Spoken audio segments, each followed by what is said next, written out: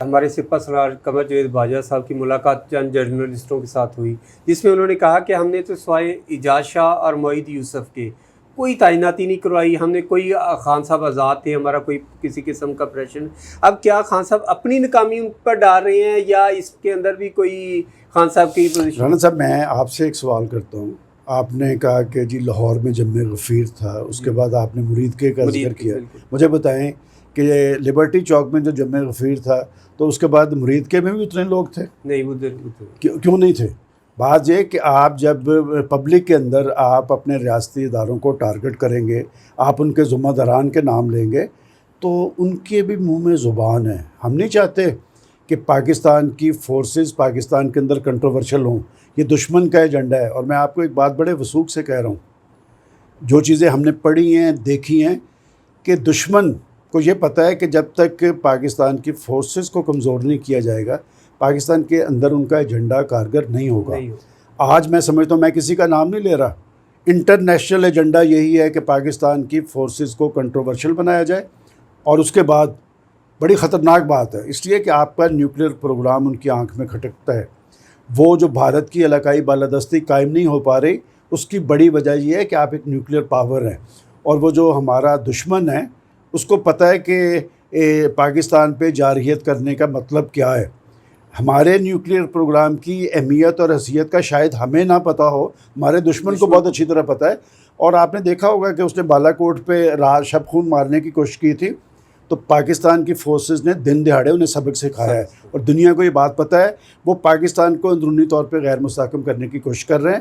میں کسی لیڈرشپ کو نہیں سمجھتا کہ وہ غدار ہے، لیکن آپ پاکستان کے اندر غداری کے سرٹیفکیٹ دینا بند کریں، اپنی سیاست کو پاکستان کے مفادات کے ساتھ مشروط کریں، پاکستان کے مسائل زدہ مہنگائی زدہ لوگوں کی آواز بنیں، آپ کی پذیرائی ہوگی۔ اگر آپ یہ سمجھتے ہیں کہ جی آپ لوگوں کو چور اور ڈاکو کی گردان کر کے آپ پاکستان کی مسند اقتدار پہ پہنچ جائیں گے، آپ پاکستان کی ریاستی اداروں کو ٹارگٹ کر کے ان کے بارے میں کنفیوژن پھیلا کے آپ کو کوئی اسلام آباد کے اندر پھر دوبارہ اقتدار پیش کرے گا، تو ایسے نہیں ہوگا۔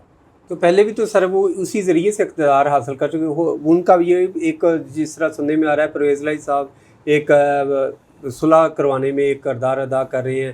کل رات بھی ان کی ملاقات ہوئی ہے کوئی بیدیاں روڈ پہ، تو سر کیا اگر ان کے ساتھ بھی ان کے حالات بہتر ہو جاتے ہیں، یہ اسلام آباد بھی خان صاحب پہنچ جاتے ہیں، کیا گورنمنٹ کے اوپر پریشر اتنا ہوگا کہ وہ الیکشن اناؤنس کر دیں یا کوئی الیکشن کی ڈیٹ دے دیں؟ دیکھیں، آپ نے خود ہی یہ کہا کہ پہلے بھی وہ ان کے ذریعے بس اقتدار آئے تھے۔ پاکستان کی عوام، کوشش ہو رہی ہے، پاکستان کی عوام کو پتہ ہے۔ چودھری پرویز الہی صاحب یا چودھری صاحبان پاکستان کی سیاست کے رموز جانتے ہیں، انہیں پتہ ہے، چونکہ آپ کو یاد ہوگا کہ پرویز الہی صاحب پرویز مشرف صاحب کے دور میں ان کی وردی کے حوالے سے کہا کرتے تھے کہ ایک بار نہیں 10 بار اور بار بار انہیں وردی سے کامیاب کروائیں گے۔ انہیں وردی کی اہمیت کا پتہ ہے، اس لیے وہ عمران خان صاحب کو باور کروانے کی کوشش کر رہے ہیں۔ عمران خان صاحب اقتدار میں آئے کیسے تھے اور گئے کیسے تھے، ان سے زیادہ کسی کو نہیں پتہ۔ میں یہ بات کہہ رہا ہوں کہ آپ پاکستان کی لیڈرشپ کو اپنی سیاست کو پاکستان کے ایشوز کو کے سدباب کے لیے منسلک کرنا چاہیے۔ میں آپ سے پوچھ رہا ہوں کہ جب سے یہ لانگ مارچ میں نکلے ہیں، آپ نے یہ سنا ہے کہ انہوں نے لوگوں کے ایشوز کی بات کی ہو؟ آپ نے یہ سنا ہے کہ انہوں نے یہ بات کی ہو کہ لوگوں کا چولہا نہیں جل رہا؟ آپ نے یہ سنا ہے کہ انہوں نے یہ کہا کہ سیلاب زدہ لاکھوں لوگ سڑکوں پہ بیٹھے ہیں، ان کو خوراک اور ادویات کسی نے نہیں پہنچائی؟ آپ نے یہ سنا ہے کہ پاکستان کا جو نوجوان ہے ہاتھ میں ڈگریاں لے کے روزگار تلاش کرتا پھر رہا ہے، اس کی روزگار کا بندوبست کیا ہوگا؟ آپ نے یہ سنا ہے کہ پاکستان کے اندر معاشی بحالی اور ترقی کے عمل کو کیسے آگے کی طرف لے جایا جا سکتا ہے؟ اگر آپ منفی سیاست کر کے یہ سمجھیں گے کہ آپ دوبارہ مسند اقتدار پہ آئیں گے، تو رانا صاحب ایسے نہیں ہوگا۔ سر کیا وہ اتنی ان کو کیا جلدی ہے الیکشن کی؟ کیا وہ تعیناتی میں اپنا کردار ادا کرنا چاہ رہے ہیں؟ جیسے وزیر اعظم صاحب نے بھی کہا، میاں شہباز صاحب نے، کہ انہوں نے ہمیں آفر کی 3 لوگ آپ دیں، 3 نام ہم دیتے ہیں، تو اس میں مل جل کر کوئی تعیناتی کر لیتی ہیں۔ رانا صاحب، یہ کوئی مذاق نہیں ہو رہا، یہ پاکستان کے اندر پاکستان کوئی تماشا گاہ نہیں ہے، یہ ایک نیوکلیر پاور ہے، پاکستان ایک ذمہ دار ملک ہے، پاکستان کی ایک پوری تاریخ ہے۔ کیا سپہ سالار کی تعیناتی کے عمل پہ سیاست کی کوئی گنجائش ہے؟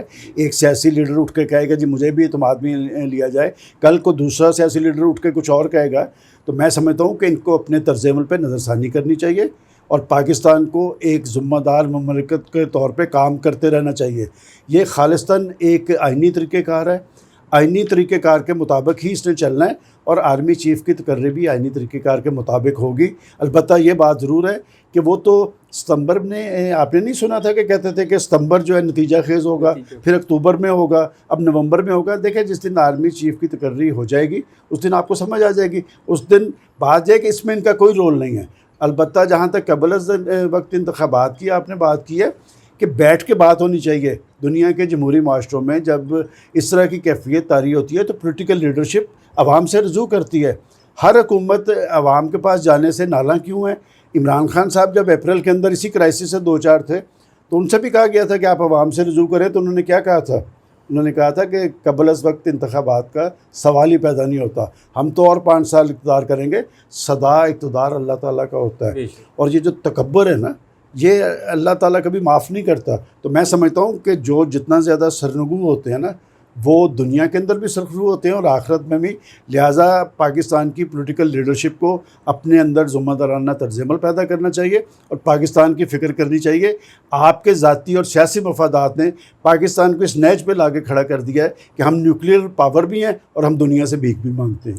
سر میرا آپ سے آخری سوال کہ کیا آپ دیکھ رہے ہیں کہ الیکشن کے قریب میاں نواز شریف صاحب، مریم نواز صاحبہ پاکستان میں تشریف لائیں گی؟ کیا پاکستان کے اندر الیکشن کمپین جو ہے مسلم لیگ نون کی قائد میاں نواز شریف صاحب خود چلائیں گے؟ کیا میاں شہباز شریف اور مریم نواز صاحبہ کوئی دیکھ رہے ہیں آپ؟ دیکھیں، شہباز شریف صاحب سے پاکستان کے لوگوں کو بڑی توقعات تھی، اس لیے کہ پنجاب کے اندر انہوں نے ایک ماڈل گورنمنٹ متعارف کروائی تھی۔ پنجاب میں وہ ڈیلیور کرتے نظر آتے تھے۔ پاکستان کی ذمہ داری آئی ہے تو 13 جماعتیں ان کے ساتھ ہیں۔ تو میرا خیال ہے کہ انہیں جس طرح ٹیک آف کرنا چاہیے تھا وہ نہیں کر پائے۔ اور جہاں تک کہ نواز شریف صاحب کی آپ نے بات کی ہے، نواز شریف صاحب کو واپس آنا چاہیے، اور میرا خیال آخری ہوپ اب پاکستان مسلم لیگ نون کے پاس یہی ہے، کیا پاکستان کے اندر واپس آ کر وہ پولیٹیکلی اپنی پارٹی کی جو مقبولیت گری ہے اس کو بحال کر سکیں گے، اور کیا وہ پاکستان کے لوگوں کی آواز بن سکیں گے؟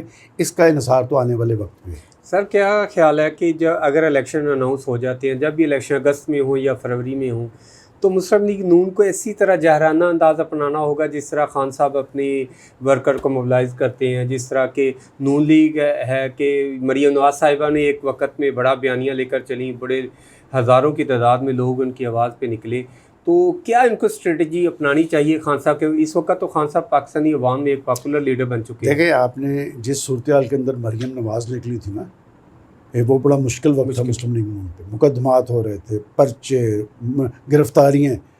مریم نواز صاحبہ کو سمن آتے تھے۔ جس طرح کلثوم نواز صاحبہ نے اس دور کے اندر مردانہ وار کردار ادا کیا تھا، اسی طور میں مشکل صورتحال میں مریم نواز نکلی ہیں اور وہ لوگوں کی آواز بنی ہے۔ لیکن اب جو صورتحال مختلف ہوگی، اس لیے کہ یہ جو حکومت بیچ میں آئی ہے نا، اس نے کیا ڈیلیور کیا ہے یہ دیکھنا ہوگا۔ لہٰذا آنے والا وقت مسلم لیگ نون کے حوالے سے سخت ہوگا۔ تھینک یو سر سو مچ آپ کے وقت کا۔ چاہے رانا فاروق دلدار کو اجازت دیں۔